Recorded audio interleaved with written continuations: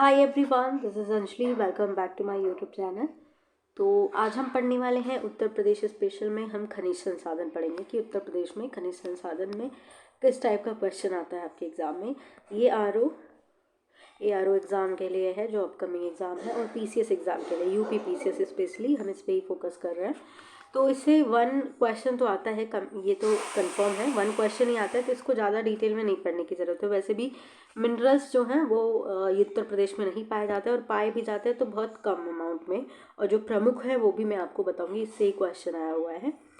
तो देखिए, खनिज कहाँ कहाँ पाए जाते हैं। मिनरल्स बेसिकली बुंदेलखंड क्षेत्र में पाए जाते हैं। जब आप उत्तर प्रदेश का मैप देखेंगे तो ये जो विंध्यन क्षेत्र है ना, जहाँ जो मध्य प्रदेश वाला क्षेत्र है वहीं पे पाए जाएंगे। आपको मध्य यूपी में कहीं नहीं दिखेगा पाया जाए, मतलब जो आपका ऊपर वाला हिस्सा होगा वहाँ भी आपको नहीं दिखेगा, लेकिन प्रयागराज में आपको देखने को मिलेगा। प्रयागराज हो गया वहाँ पे, क्योंकि प्रयागराज में जो गंगा और यमुना का क्षेत्र है वहाँ पे आपको वो ग्लास वाला, वो जो बालू नहीं होता, शीशे वाला बालू देखने को मिलेगा। ठीक है,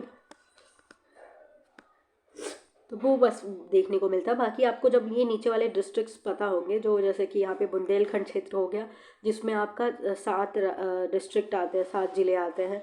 जैसे आपका पहला तो ललितपुर होगा जो सबसे नीचे है, सोनभद्र इधर भी है, ये वाले हो गए।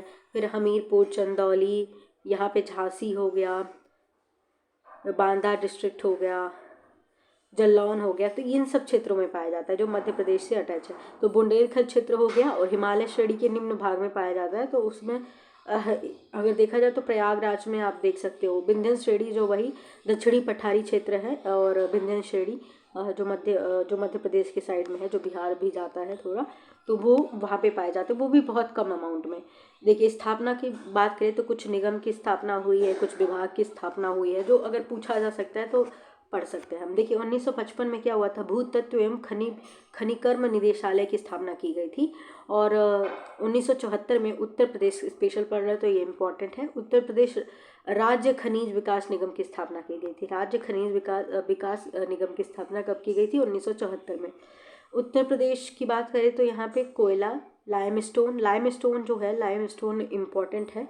लाइमस्टोन को चूना पत्थर कह सकते हैं, चूना पत्थर, और ये प्रमुख है, यही पाया जाता है थोड़ा ज़्यादा अमाउंट में। बॉक्साइट हो गया, रॉक फॉस्फेट हो गया, पोटास हो गया, जिप्सम हो गया, फॉस्फोराइट हो गया, गंधक हो गया, कॉपर हो गया, और डोलोमाइट भी प्रमुख में आता है। तो ये दोनों ही क्वेश्चन आपके, मतलब ये क्वेश्चन आपके आया था एक पीसीएस एग्जाम में, और फिर ये आर ओ में भी आया था, कह सकते हैं कि प्रमुख कौन सा है। तो लाइमस्टोन और डोलोमाइट। ठीक है, सिलिका सैंड भी पाया जाता है, जैसे भी मतलब बता, सिलिका सैंड भी पाया जाता है। डैशपोर ये उप खनिज है, जो कि ग्रेनाइट हो गया, ये सब उप खनिज है। ठीक है, ये भी थोड़े अमाउंट में पाया जाते हैं। देखिए, उत्तर प्रदेश में जो नहीं पाया जाता है ये भी पूछा है, तो अभ्रक नहीं पाया जाता है यहाँ पे। बाकी चीज़ें तो बहुत कम, हीरा तो बहुत निम्न है, नगण्य है कह सकते हैं। मिनरल्स यहाँ पे पाए ही नहीं जाते ज़्यादातर। तो प्रमुख में बात करें तो लाइमस्टोन और डोलोमाइट पाया जाता है।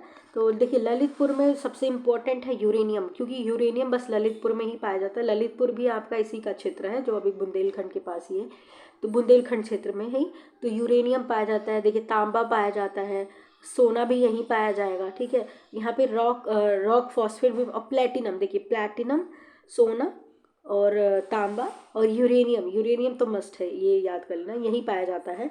बाकी अगर देखा जाए तो सोना और कहाँ पाया जाता है? सोनभद्र में मोस्टली सभी चीज़ें पाई जाती है। सोनभद्र हुआ, मिर्ज़ापुर हुआ, इन सब में सब कुछ पाया जाता है।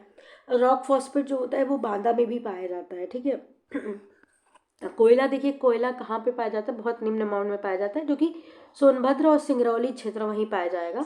और इलाहाबाद में देखिए, या प्रयागराज जिसका वर्तमान नाम है, तो यहाँ पे सिलिका सैंड पाया जाता है, जो ग्लास होता है ना, मैंने बताया था, शीशे वाला बालू कह सकते हैं, क्योंकि गंगा तथा यमुना की नदियों में से के पास ही होता है ये, तो यहाँ पाया जाता है। जबकि ये जो ग्लास है ना, ये चित्रकूट में भी पाया जाता है, और बांदा में, चंदौली, झांसी में भी पाया जाता है। तो प्रयागराज में एक ही चीज़ पाई जाती है, तो याद कर लेना आप। और हीरा जो है बहुत कम पाया जाता है, ये बांदा और मिर्ज़ापुर में पाया जाता है। बॉक्साइट जो है ये याद कर लेना, बॉक्साइट बांदा और चंदौली में पाया जाता है, क्योंकि चंदौली में 2 ही जगह दिया है, तो चंदौली तो मस्ट है। यहाँ एक दिया है, एक यहाँ दिया है, तो ये जरूर है कि चंदौली में ग्लास भी पाया जाता है और बॉक्साइट भी पाया जाता है। डोलोमाइट देखिए मिर्ज़ापुर में पाया जाएगा, चूना पत्थर भी मिर्ज़ापुर सोनभद्र में पाया जाएगा, यहाँ भी पाया जाएगा। यहाँ पे बांदा बस ऐड कर देना, चूना पत्थर भी वही सेम ही है। देखिए सोनभद्र और मिर्ज़ापुर में बेसिकली बहुत चीज़ें पाई जाती है। यहाँ पे संगमरमर भी पाया जाता है। फायर क्ले इंपॉर्टेंट है, ये पढ़ लेना, यहीं पाया जाता है सोनभद्र और मिर्ज़ापुर में। सेलखड़ी जो है, सेलखड़ी याद कर लेना क्योंकि ये बस हमीरपुर में पाया जा रहा है और झांसी में पाया जाता है। जिप्सम भी इन्हीं दो जगह पाया जाता है, हमीरपुर और झांसी में, जिसको सोप स्टोन भी कहते हैं। सोप स्टोन सेलखड़ी को कहते हैं, जो कि हमीरपुर में पाया जाता है। और इसको स्टीराटाइट भी कहते हैं, स्टीराटाइट भी कहते हैं और सोप स्टोन भी कहते हैं। तो ग्रेफाइट भी कहाँ पाया जाता है? हमीरपुर में पाया जाता है और मिर्ज़ापुर में पाया जाता है। ठीक है।